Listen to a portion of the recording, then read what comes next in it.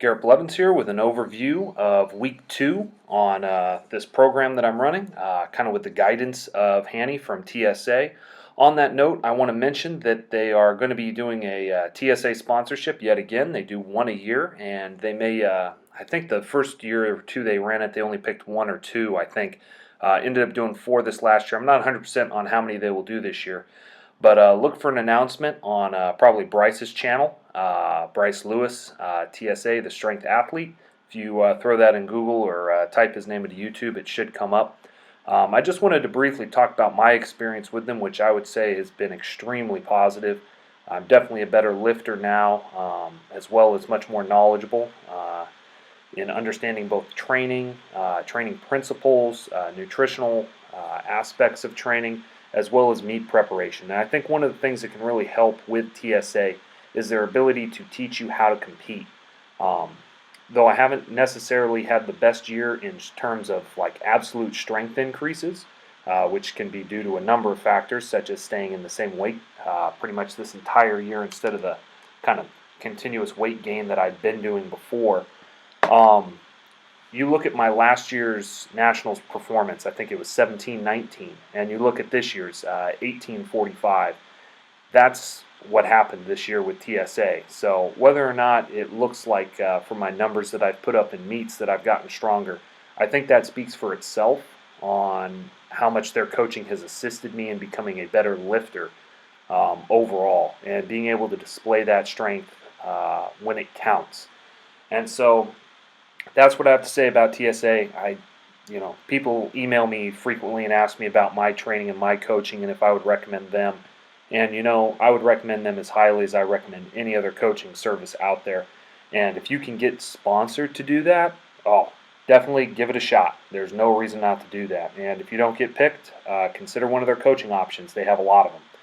In any case, that should be coming out. More information on that soon. But again, TSA, the strength athlete sponsorship, really nice thing to give back to the community and help some people out. So I'll be continuing on with my coach, Hanny, through the strength athlete after my sponsorship ends. He's been an invaluable resource to me, has helped me a lot, and I really appreciate all the time and effort he's put into me in this last year, and will be continuing to work with him, just so you all know. In any case, volume was up this week and AMRAPs were up this week. I handled and tolerated the volume much better this week than I did the first week, which is to be expected. I was so unused to the rep ranges that I had used in that first week that as I mentioned, I threw up the first workout I did. It was not fun, felt sick and terrible pretty much the entire week, and for most of my working sets, though the first set of 10 would be at an RPE 6, which is what it should have been at, by the time I finished the workouts, the same weight 4 or 5 sets later would be in an RPE 9. And so I was unable to increase my AMRAPs at all. You'll notice in the comments, sometimes I'll have 3x10 like I do on this JM press, but at other times I'll have this, like I do here with the pause above parallel squats, where it's 3x8, 15. The 15 represents what I was able to do on the AMRAP. Now, I need to work on my form with this high bar. Part of the issue with this is I don't have a belt on, so it's harder for me to keep my core tight.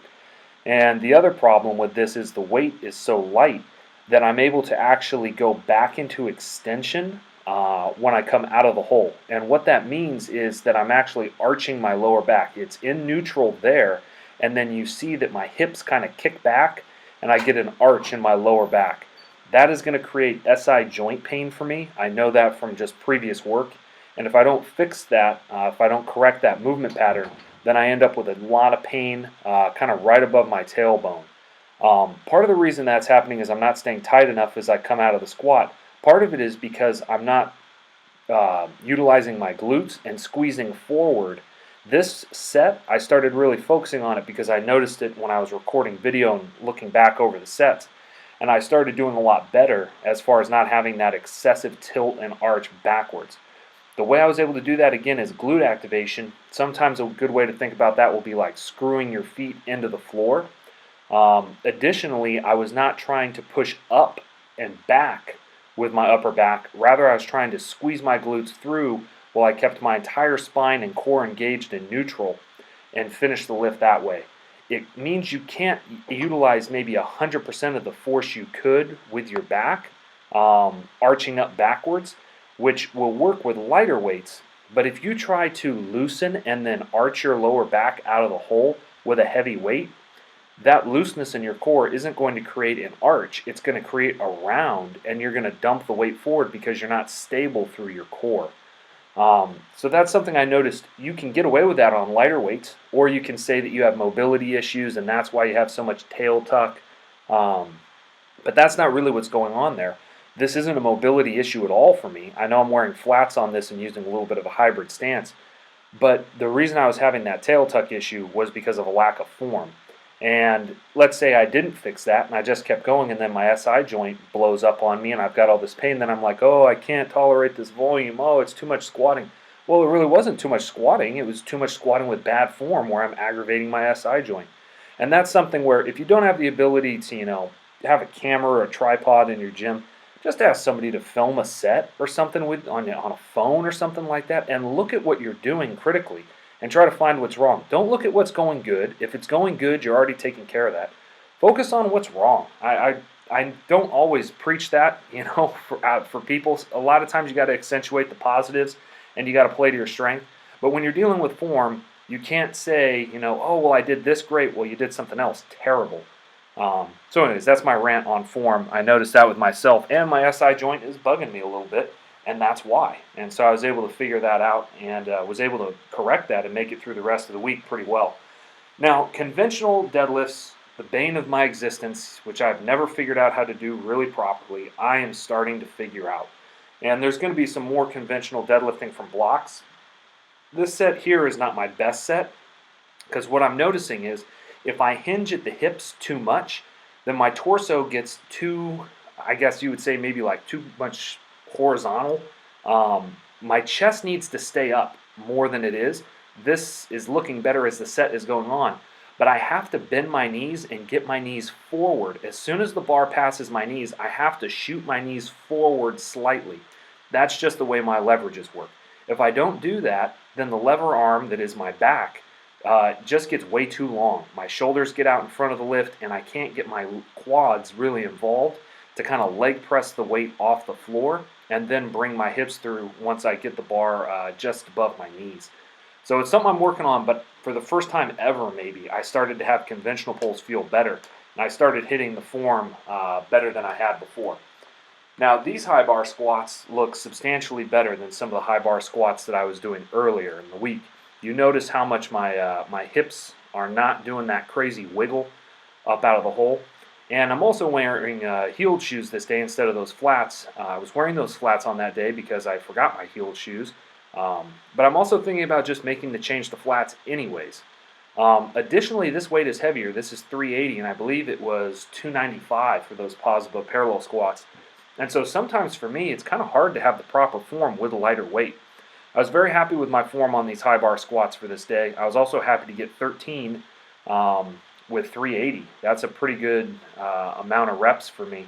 And also, I think I had a couple left in the tank, but I'm starting to actually have that VO2 max failure where I can't breathe, rather than the failures that I was having last week, which was because there was so much blood in the muscles, and they just felt so like hard and like not hard like pumped like when you're doing an arm workout or something, but like hard like I couldn't utilize any muscle fibers. They were just like dead, like having a dead leg. I didn't have that very much this week. It was just I was running out of air and starting to get tunnel vision, and it was just time to rack the weights and seeing some stars. So that means my my VO2 max is now the limiting factor, which is really what I want for this first block of training. So that was good. Spotos way off the chest. They felt sort of good the first set that I did them, but by set 4 they were actually feeling really good. They got stronger as I went through, so I'll definitely be able to increase this weight as the weeks go on. Each set got progressively easier. Now I want you to look, I forgot to put a 5 on the end of the barbell this time, so that first rep, ugly. You see how the shoulders are coming forward? Look how long the distance is between my shoulders and my hips. It just is a really long pull, and this is mostly lower back, and the starting position is not great. As these sets go on, progressively my form gets better and better. You see that my knees are a little bit more forward here, chest is a little bit more upright. That was a little bit better starting rep. But again, my torso kind of shot a little bit forward out of the bottom of that rep. And that's because my hips were coming up and I wasn't getting tight enough in my upper back. Again, some stuff to work on with form. I did some like a single pressure breath. Doing 3 like Mike Teixeira does is a little too much for me, but a single pressure breath before I start helps me a little bit. And so it still doesn't look great, but as these reps went on and I started to go a little slower down for my hips, I was getting in a much better position. If you see where I'm touching the bar on the ground, it's a much better torso angle than when I first pull from the floor. So if I can get that kind of form set up from the floor, I think the weights are really going to move well. This set, each set kind of improved. That pressure breath helps me set up and I can get my quads in. That was maybe the best single from these blocks that I had on the day. The first maybe on the next set, which is the AMRAP, might be a little bit better. This is a lot of conventional pulling. I probably won't have all of this in there next time. But look at the torso angle here, where my shoulders are, how my lats are packed and all that. Compare this angle to that first set if you go back in the video, and you're going to notice a drastic difference of how long my torso looks, and pretty much that's because of how horizontal I was staying. Now this time I did 2 pressure breaths because I didn't feel right after the first one. I didn't feel like I was in the right spot. That was actually probably the best single. I had the least amount of funkiness in the rep, and just feeling much more comfortable. But I've got to get my torso a little bit more upright, which demands that I bring my knees a little bit more forward, which means I have to kind of leg press the weight up. It gets my knees out of the way, and then I can start bringing my hips through once the weight is about 5-6 inches maybe off the floor. And so it's kind of a 2-part movement of leg press the weight up while keeping the back rigid, and then bringing the hips through. Now additionally, I got a safety squat bar from Rogue Fitness, so I'm testing this out for the first time. There's a 25 and a 45 outside of it. I just didn't want to reload the plates, and I was doing these in between my final sets. I don't think I recorded any, but I was doing some JM presses and supersetting those with safety squat bar squats. These felt really weird. I'm not used to doing any sort of front squat movement, and that's kind of what these felt like. I was able to keep my torso much more upright and really focus in on the quads. I like it, but it also got me really winded, and my chest was really tight afterwards. It was just kind of hard to breathe, and I think it's because I've not used these muscles before. But it's going to be something I do more and more. I like it as an alternative. It was a good, upper back strengthening exercise. I think it's going to help not only conventional deadlifting, but also my sumo as well. And I think it should also have some carryover to squats in general. So just trying to push the volume hard in this program. I'll show you what the week looked like. So here's the barbell work set volume. Squat was a little over 43,000, bench at 80, deadlift at 31, total 155. That's a pretty good number, I think. I'm hoping to increase volume still a little bit as we go forward. Now, as promised, I am defending some Christian ethics, but I can't really, I think, make Christian ethics intelligible unless I start at the beginning. So this will be a little bit of a video series as we go through here, but we have time. So in any case, I want to talk about Genesis 1, and maybe in a different way than you've heard about it before. So this is it. This is how I read it. It starts that in the beginning God created the heavens and the earth. Now the earth was formless and empty. Darkness was over the surface of the deep, and the Spirit of God was hovering over the waters. Now I want to key in on 2 words here, this formless and empty, or formless and void. These are 2 Hebrew words, tohu and bohu.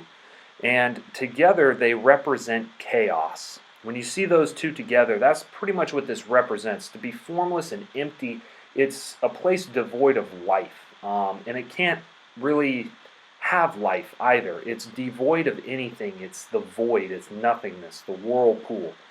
And so what God does is on the first 3 days of creation, God forms things by separating certain elements from each other. And so light and darkness are separated on day 1. The waters above are separated from the waters below on day 2. And land is separated from water on day 3. And so that which is formless is formed. Now in the next 3 days, those 3 areas that were formed are filled so that it's no longer void or empty. And so on Day 4, the sun, moon, and stars are created that are associated with light and darkness. On day 5, the birds of the air and the sea creatures are created that inhabit the water above, sky, and clouds, and the water below. And then on day 6, land animals are created, including humans, and those inhabit the land. And in case you were interested, plants show up on day 3, right when the land is formed out of the waters. Plants, and I believe seed-bearing plants specifically, are created at that time. And so it's specifically, I want to talk a little bit just about what's going on in this introductory teaching on the creation of the world, and how this is understood and collected by the Israelite people as something that is formative for who they are. People don't just choose or have creation accounts for fun. They mean something. They mean something about a group or a people's identity, who they are. And specifically for the nation Israel, who their God is represents who they are to be. And so it is important to understand what this is talking about and what type of God we're looking at before we can start looking into humans. Why it is important to know about God will become evident when we start learning what the purpose of humanity is as well from a Christian perspective. So more on that soon. Hope wherever you're at, you're doing well. Blessings.